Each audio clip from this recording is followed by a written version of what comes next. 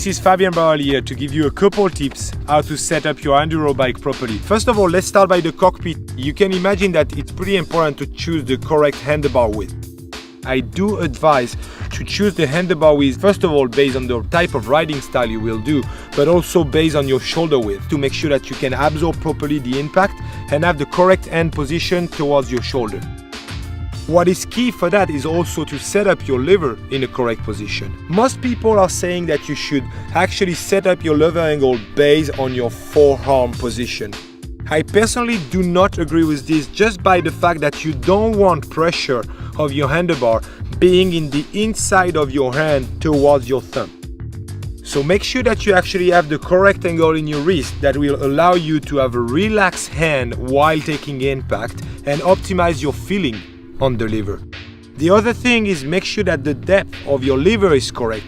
What you will be looking at is obviously to have only one finger braking on the lever and making sure that once your hand is on the outside of the handlebar, your finger is actually directly using the end of the lever where you have the maximum leverage. While riding, you have three pressure points. First of all, the cockpit, as we just discussed about, your hand position. Second of all, your feet, and also your saddle.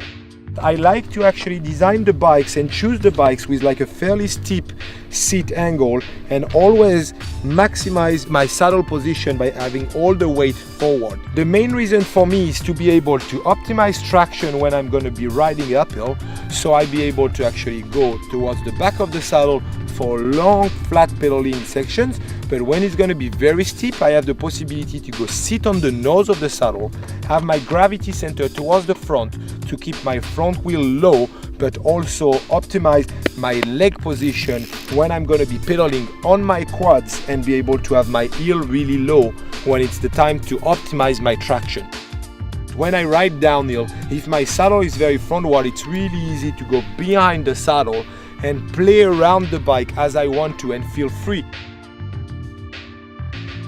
The last point that we need to know about is the pedals and your feet position. One of the key points is that you want to pedal well in enduro. That's why I chosen to keep the 175mm cranks to still have power, but I also chosen to ride the Crank Brother mallet with the wide DH axle to have a maximum stability on the outside. I personally chosen to ride my cleats towards the inside to optimize the pressure on the pedal, but also have the setup completely backward to be able to have a minimum leverage on my ankle and be able to have my heels as low as I can to have a real sensitivity of what is happening under the wheels and get an optimum traction and feeling.